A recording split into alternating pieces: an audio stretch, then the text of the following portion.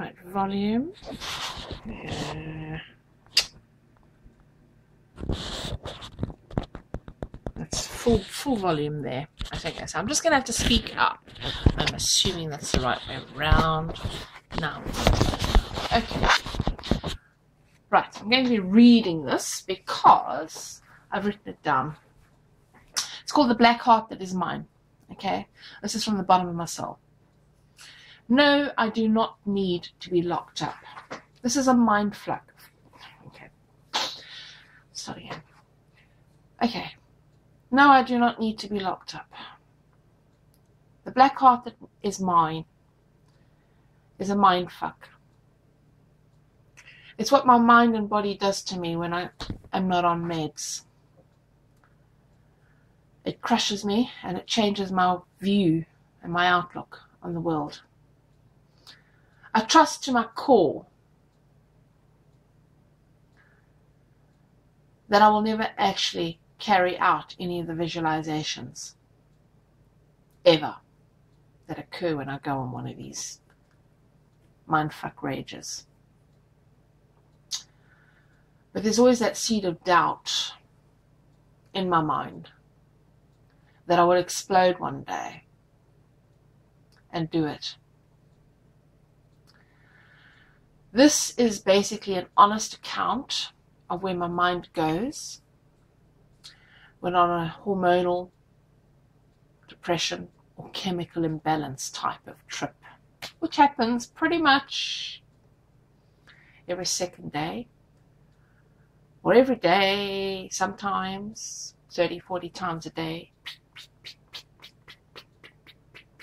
up and down, swinging like a pendulum. I can go for days without having anything happen at all and be quite cheerful. But generally, I think I'm pretty much ruled by hormones. All these years I've been diagnosed as having depression, but in fact I'm more inclined to think I'm ruled by hormones that get out of control. I'm also more inclined to think that I'm borderline personality disordered, because I can be very, extremely unsociable. I'm extremely difficult to get along with. I'm constantly misunderstood by the way I speak, my actions, my voice, inflections, tones, you name it. Anyway, getting back to this, where was I? Enjoy the ride, because I hate every moment of it, and I beat myself up every single day over and over and over again that I'm even capable of thinking like this. It's not nice to be there, trust me. Okay, I've been off my meds for a while. I've been on fluoxetine for nigh on 30 years. Yeah, no, a little bit less than that, 25 years. And I've come to the conclusion that they're no longer working. They work to a degree, but not as brilliantly as they should be. So what I've done is I've taken myself off my medication and I'm clearing it out my system.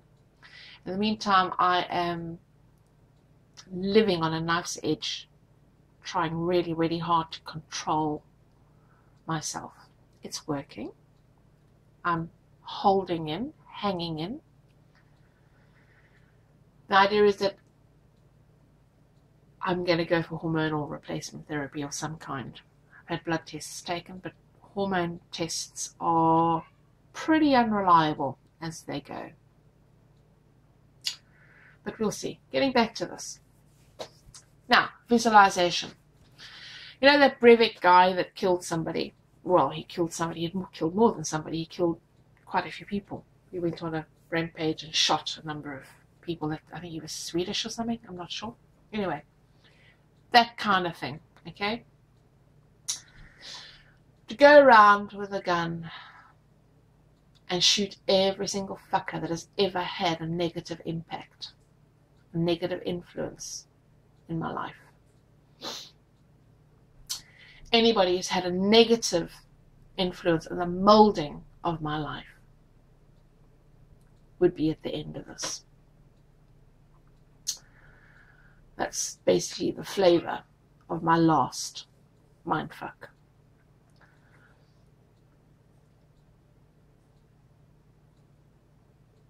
It was a dark, hate-filled, soul-destroying sojourn into insanity. The visualizations were so brilliantly colored and bright and realistic. They were fucking frightening.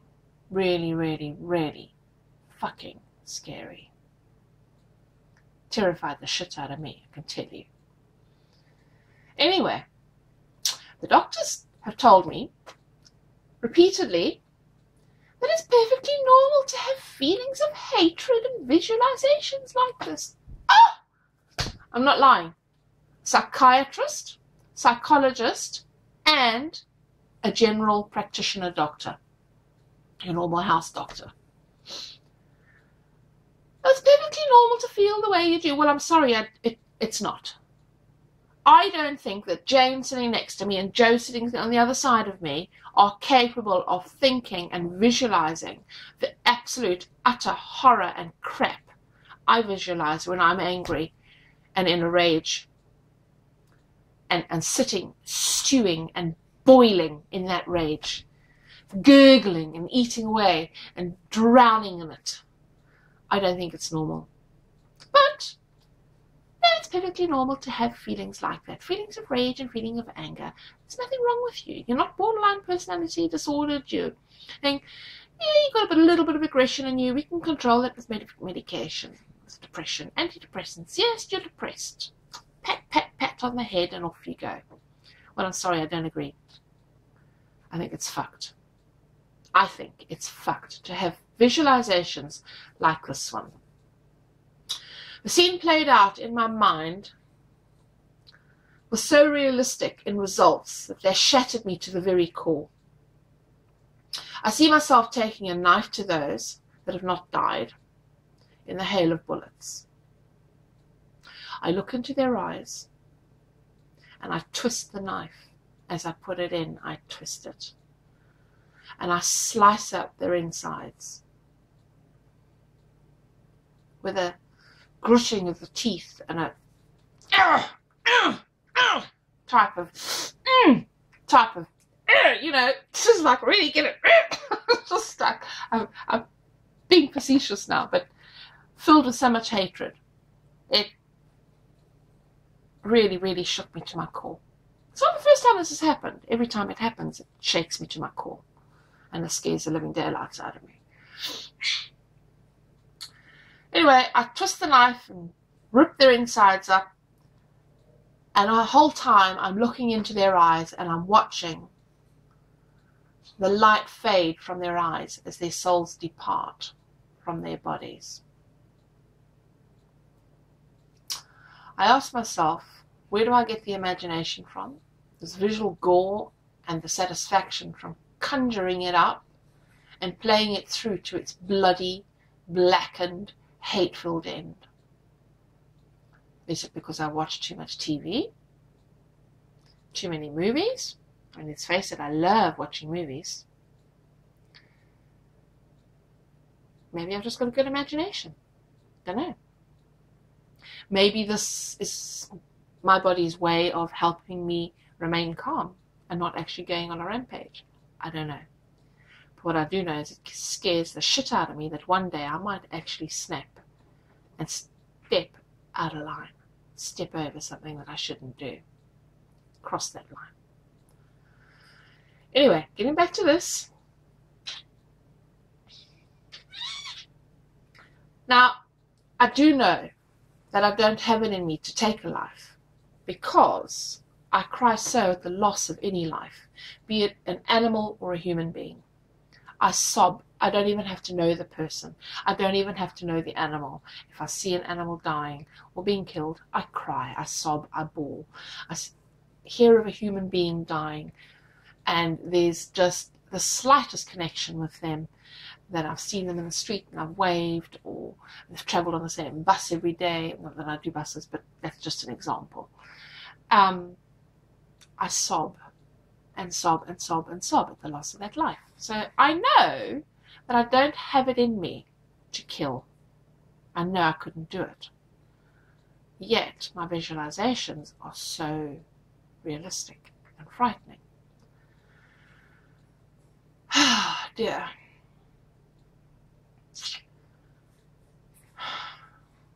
I feel a disconnection of a life force when someone or something dies. Are we still recording? I'm just going to check. Bear with me. We are. Okay. Back to where we were.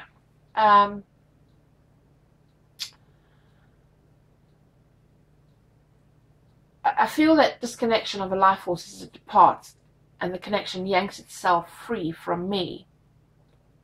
Because I firmly believe that all life is energy, and all energy is connected. Everything, every living thing, be it a leaf off a tree that falls off, be it a plant, an animal, a human, anything that lives and breathes in one form or another, oceans, etc., fish, also don't breathe like we breathe, but they live their life, are connected because they are energy. And when they die, that connection is severed from this great big battery that is a massive ball of energy, which is the earth, of which we are all a part, that we feed and we feed from. Anyway, I'm getting too carried away with that lot. I know how I recoil from violence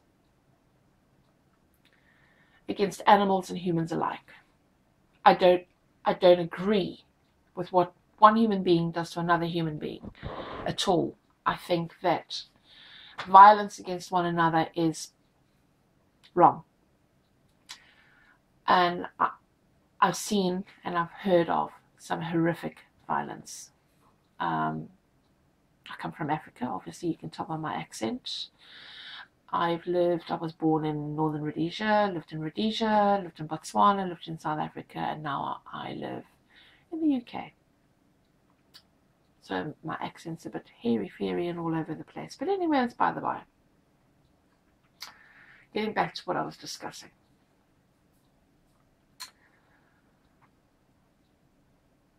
I don't agree with violence. I recoil from violence. I am violent myself to inanimate objects. I will stick an elbow through a door. I will punch a door.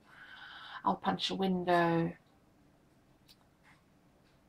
I'll punch myself in the head and the face. I cut my arm and I self-harm on my arm. But I will never hurt another human being. If I have to defend myself, then obviously I will attempt to defend myself, but I will never physically harm another human being. I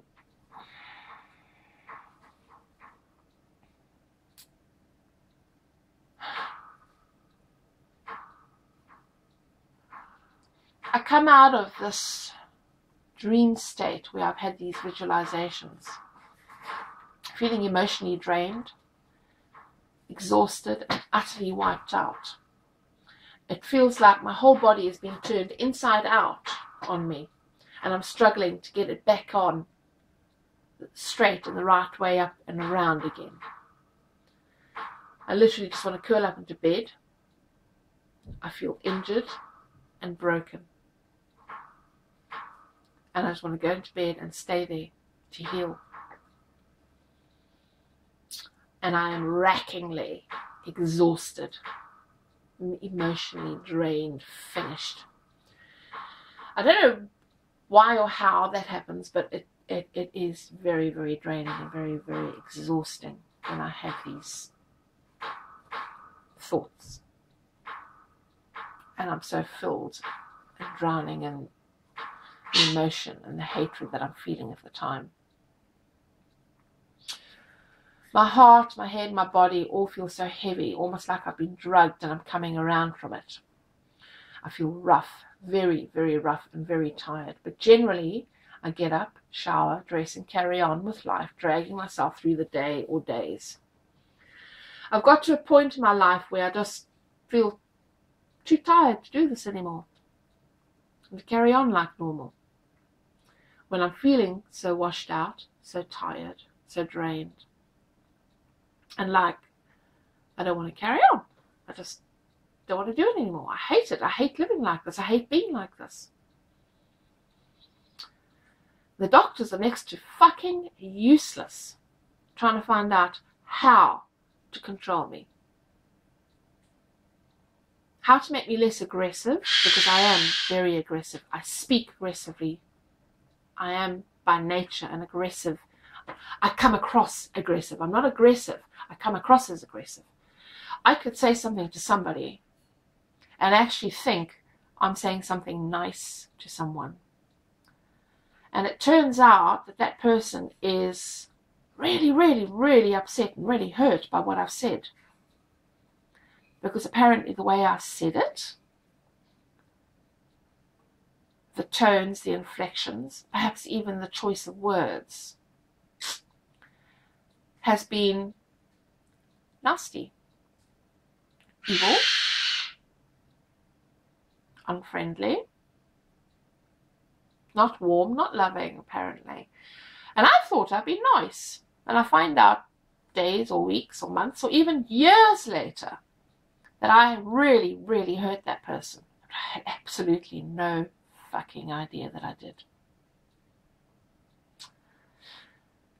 I can say stuff at work.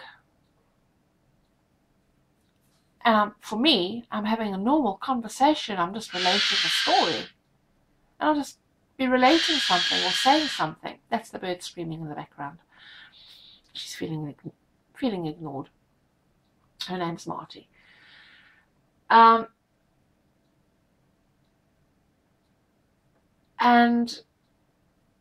the person will relate what I've said to someone else, and I'll hear what they're saying and how they're relating it. And I think, God, you're exaggerating. I didn't react quite like that, and I didn't say that, and why are you exaggerating like that? So there's this misconception, this break somewhere in my wiring of how I perceive myself to how others perceive myself. It's two different things. I've never been able to explain that or get it across properly to a doctor. I see myself so differently to how I'm actually perceived by others and seen by others. And that came as a shock. I found that out when I was working for a company.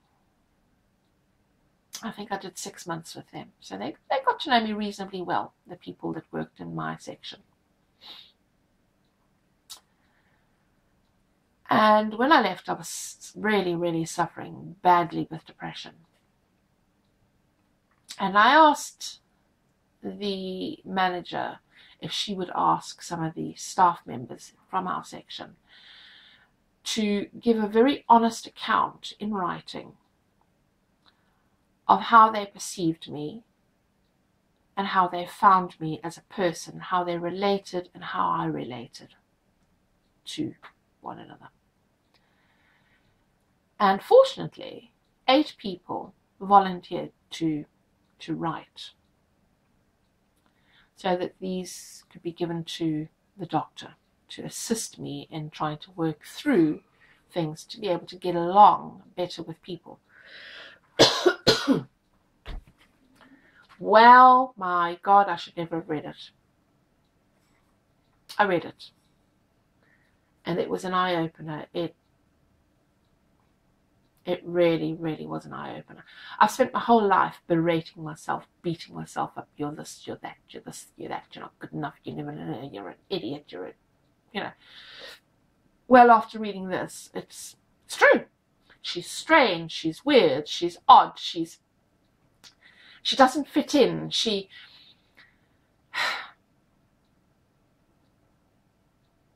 not one of us.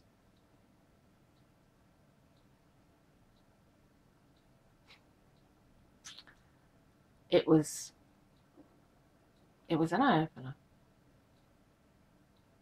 For the first time in my life, I saw myself through others' eyes. And it was a nasty shock and a nasty surprise. Because I see myself as being perfectly normal, down to earth, kind, generous, sweet even. I know I'm a moody fucking cow and a bitch and a bag but I'm also sweet, generous, kind, loving and giving. Problem is, when I think I'm being like that, apparently I'm not. Or I don't come across as. What the fuck is wrong with me? What the fuck makes me so different to everybody else? I say something and there's a big about it. Somebody else says something, exactly the same words or thoughts, and it's a completely different reaction. There's nothing abnormal about it. But if I do it, it's abnormal. And I'm thinking, why? What makes me so fucking different to people out there? What makes me different? Why do people treat me differently? Why do they perceive me so differently? What do I do that is so different to others? I see myself as normal, but I'm not perceived as being normal, as those people testify to in their little letters.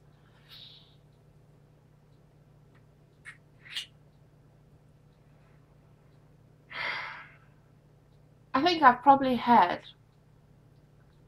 a period of 6 months in my life, about 3 years ago, where I've been normal. I felt normal. I felt beautiful. I was losing weight. I was dressing. I was putting makeup on. For 6 months I looked really, really normal, as far as I'm concerned. Still didn't get along with anybody. Still had shit at work, and shit with people, and shit with this and shit with that. But I felt normal, more so than usual. I suppose, in a way, I felt carefree, and carefree enough to be uplifted. I wouldn't say happy, because I wasn't happy, but I felt unburdened, I suppose. There was something different in that 6 month period. Anyway, things have changed and I'm back to normal. So, I got an appointment with a gynae with a view to having a look at HRT. Now, being an ex-animal rights activist, I'm not too keen on HRT. So I've got to be careful which one I choose, if any at all. We'll see.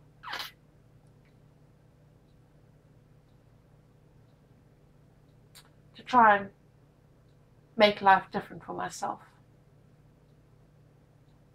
Starting within myself. I've spent years in therapy, for fuck's sake. I've been to psychiatrists, I've been to psychologists, and I've been to group therapy, I've been to CBT. It's just none of it fucking works, okay? So don't sit there saying, you're whining, go to fucking therapy, go to a psychologist, oh, go fucking lock yourself up, bitch. Fuck you.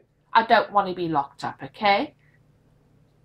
I don't need to be locked up. I can live. I've lived. I'm 50 fucking years old. I've lived up until now without being jailed, without killing somebody, despite feeling on a regular basis that I could kill somebody.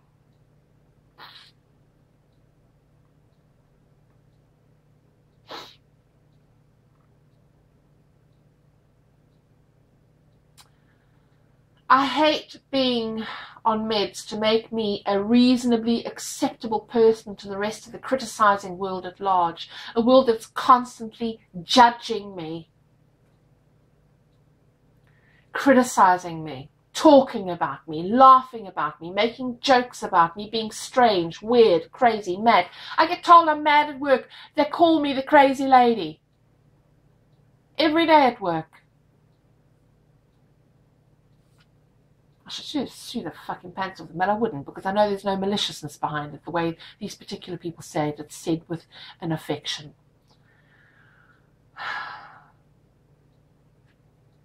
I'm tired of putting on the brave face and smiling through the jokes, the nudges, the looks. I'm tired of pretending it's okay.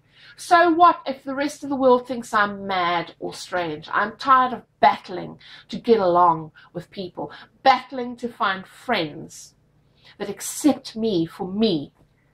I'm tired of it all. Sick of it. I fucking hate the human race sometimes so much. I swear to fuck I do.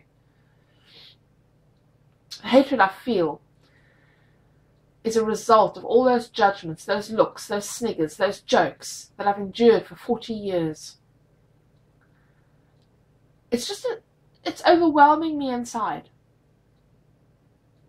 And I'm left thinking to myself that I cannot not be on some form of medication. I have to be on medication in order to be able to get along.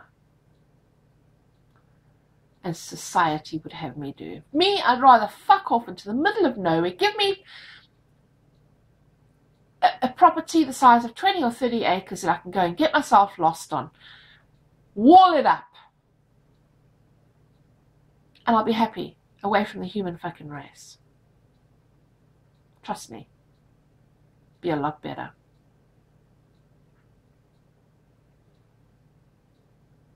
Anyway. I'll not get by without having medication.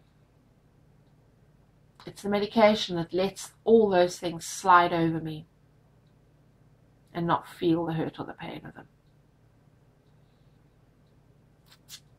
Or so I like to think. I want to feel who I am, the real me. I want to see the real me. I want to let her out. Everybody else does. So why can't I? Probably because it scares the shit out of me. Probably because I am so fucking black-hearted and crappy inside and so dark and so terrible. Could I live with the real me? I don't know. I stop and I look at what I've written about all the emotions, the fears, the hatred that I feel towards the world when I'm on an imbalanced hormonal type trip. And I think to myself, well, maybe I am mad. Maybe one day I will just flip a switch and go on a killing spree. Maybe. Perhaps. The perhapses are endless.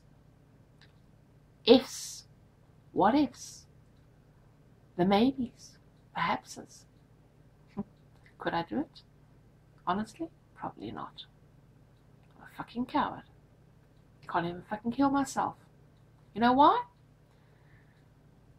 Because I believe that if you kill yourself, you only have to come back to finish serving your sentence. So if I killed myself now and I'm supposed to live until I'm 70, that means I'm going to come back for another 20 fucking years, and I don't want to fucking do that. Once I leave this fucking planet, I want to fucking leave it for good. I don't ever want to come back to this fucking earth and live with a bunch of fucking human beings. Because human beings, fuck you. You're all fucked. Every fucking one of you are as fucked up as I am. But you just don't fucking know it. The difference is, I know I'm fucked up. So I know where I am. I know myself better than you. Or you, or you, or you, or you, or you. Better than any of you know your fucking selves, I know myself. Because I know I'm fucked up here. How about you? How fucked up are you? Go on, do some soul searching. Do some reality checks in your life and check how fucked up and mad you are. Ciao, baby.